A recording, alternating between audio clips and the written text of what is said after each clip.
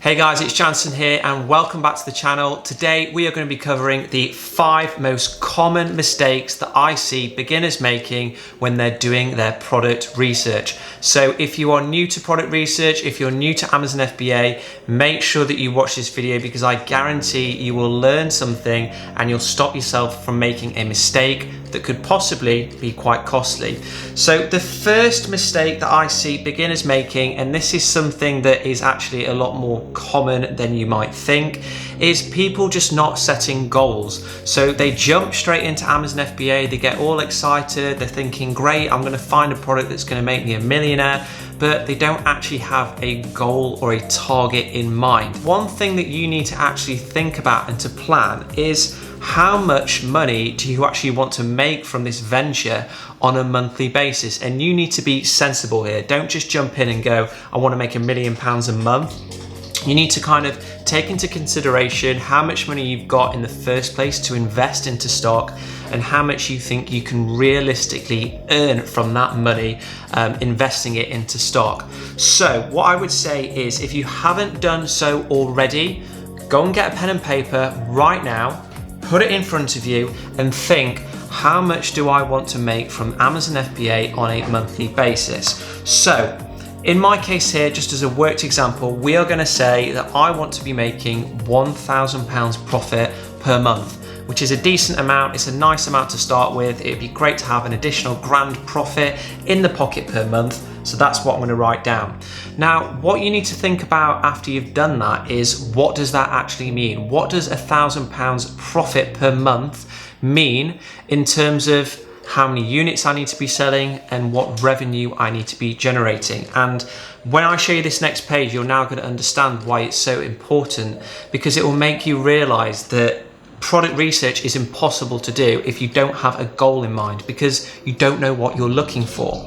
So £1,000 profit per month means that you need to be generating between £3,000 and £5,000 revenue per month. Now, if you're thinking, what the hell, Jansen, where did that figure come from? Well, I'll explain it to you. Now, most products on Amazon that I've seen have a profit margin of between 20 and 30%, okay?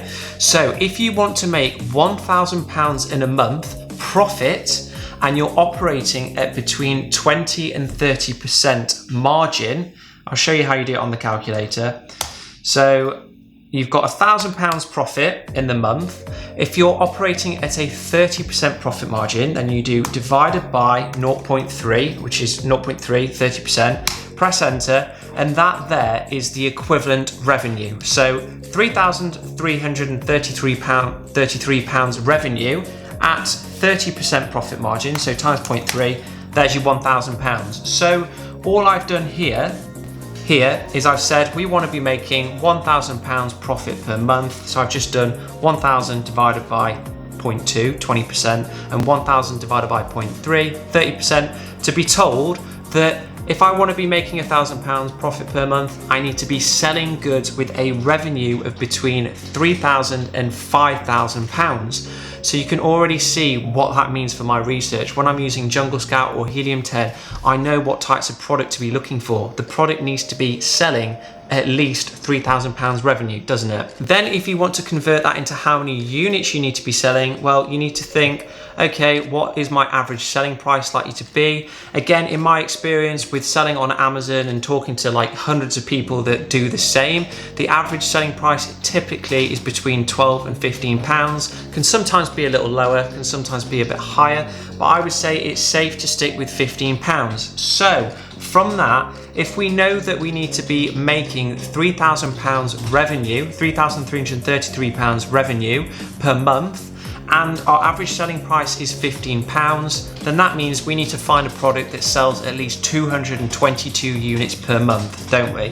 So there, straight away, we know now what to be looking at because we've decided, we've determined, we've understood our goals. So beginners, newbies, whatever you are to Amazon FBA, if you haven't done so already, go now. Go and get a pen, go and get paper and write down how much you want to make from Amazon. Be realistic, make sure it's actually a goal that you can achieve with your starting budget, write it down, work out what your target profit is, your target revenue, and the target amount of units that you need to be selling. And then I promise you, product research is going to be way easier. So now that we've covered that mistake together that I see beginners making, let's move on to other mistakes that I see newbies making that are more technical and to do with the way that they're doing their product research. So the next one is to do with checking results multiple times. What some people do is they'll find a product, they'll load it up on Jungle Scout or Helium 10, they'll see the results and they'll think, brilliant, this is the product for me, I'm going to go and order 1,000 units, I'm going to be rich. But the thing to realize is that these tools, Helium 10 and Jungle Scout, they rely on something known as the bestseller ranking, which is effectively the product's like position in the category charts. So a bit like a music chart. Now, obviously at different times of the day, depending on what time it is or what day of the week it is or what period of the month it is, that position can change. Like certain parts of the month will be more popular on Amazon than others, so like the end of the month when people have got just been paid. Therefore, it is really important that when you're doing your product research, you need to be checking the results on Jungle Scout or Helium 10 at different times of the day, different days of the week, and different weeks of the month, and then taking an average so that you can get a real good understanding of what the average results are likely to be. Because I promise you, if you check the results now versus like another day of the week at a different time, the results will be different. So just to highlight that point, you can see here a screenshot of me searching for posture corrector. This was a few days ago, and here are the results from Jungle Scout. We've got 558 monthly sales, and we've got top sellers doing 228k, 37k, doing a huge amount basically. Then today I've just refreshed that search, the exact same keyword, and you can see the monthly sales on average of 580, so that compares to 558, so it's a bit higher.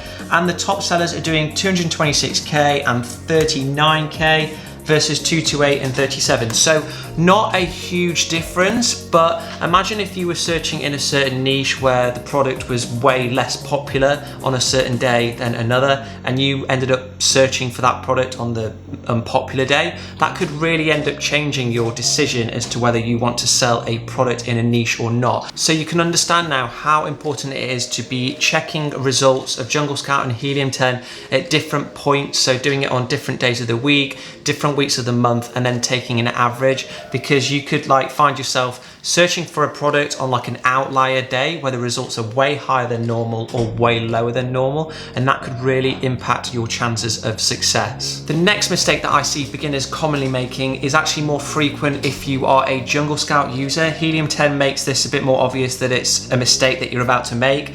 But before I reveal what it is, I'm going to give you a quick test. So here is a screenshot of Jungle Scout that I ran for the word posture corrector. Now just pause the video and tell me if you can see anything wrong with this like output, and if there's something that you think might trip you up.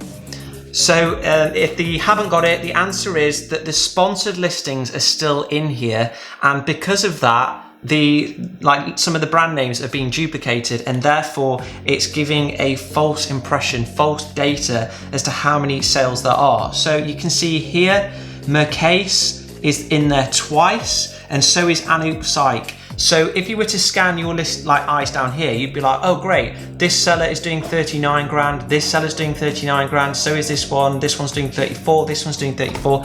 And these figures here, I don't know why Jungle Scout doesn't make this more obvious, are being factored into this average monthly sales, this average monthly price, so it's not correct. Now, when you run the tool with Helium 10, it makes it very clear. It has a big SP for sponsored listing and tells you that some of those listings that you're seeing are in there twice. So that is another beginner mistake that I see. People like looking at duplicated results and thinking that a niche is a lot more popular than it is. So in order to make sure that you don't make that mistake, guys, when you run the tools, make sure that you remove any listings that are sponsored listings. The fourth mistake that beginners make is paying too much attention to the opportunity score. Now, I don't actually know why Helium 10 and Jungle Scout include this, because to me, it's just a waste of time. It's effectively a score that they give based on the number of reviews, based on the number of sellers, and based on the number of sales. It doesn't take into account things like your ability to differentiate and add value, because it just can't. It's like a formula that basically spits out an opportunity score based on a number of metrics that it's provided with. So it's not able to actually ascertain whether there's an opportunity based on you differentiating. And just to highlight this point, this is what Helium 10 says about my niche. Success score 1. Okay, I launched my second product within the niche in end of November, like early December. It still said around this, and I've been absolutely fine because I've been able to differentiate and provide something that other sellers aren't providing. I've had fantastic sales from my product. And if I'd have just looked at this success score here, I'd have been like, nah, I'm gonna give it a miss. So what I would say to the beginners is it's fine to just have a quick glance at the opportunity score, but don't put too much weight on it. Don't look at it and think, oh, the opportunity score is 1, I'm not going to do it. Or at the same time, don't look at the opportunity score and see 5 and think, brilliant, I'm going to invest everything. You need to think very carefully about the niche, think how you can add value, how you can stand out, and don't take the opportunity score into too much account. Now, the final mistake that I see beginners making is to do with using the wrong keyword when searching for a product on Amazon. So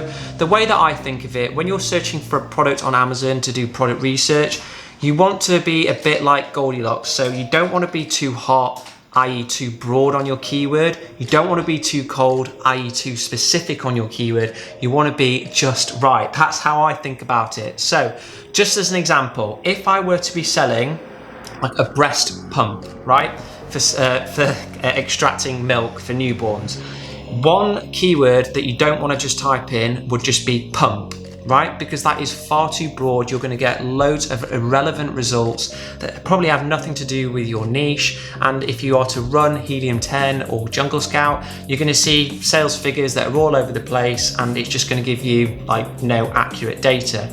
But conversely, you don't want to type in something that is so specific that you only get a very narrow selection of results, and as a result you're just not really given accurate data. So in this example here, what I've done is I've typed in manual milk pump, which it's a bit too specific. It's not quite the right keyword.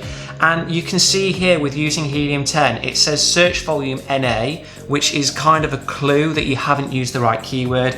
And then just looking down, you can see it's saying total revenue 660k, average selling price £26.58, which on its own you might think, okay, that's fair enough.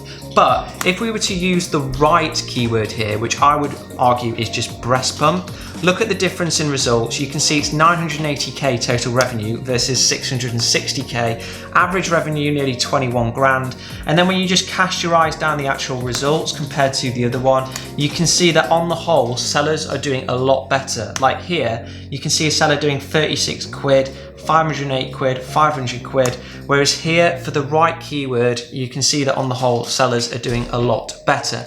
So guys, if you're new to Amazon FBA, if you're struggling with product research and finding the right keyword to use, I would use Helium 10 as a guide with the search volume.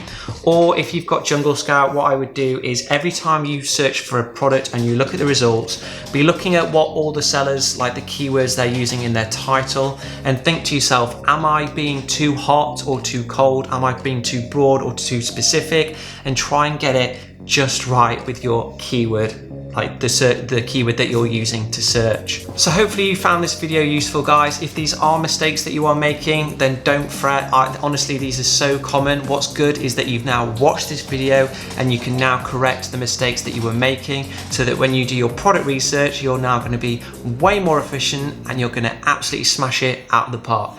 So hopefully you enjoyed this video, guys. If you did, please remember to subscribe and give me a thumbs up. Otherwise, I will see you next time for another Amazon FBA tutorial video.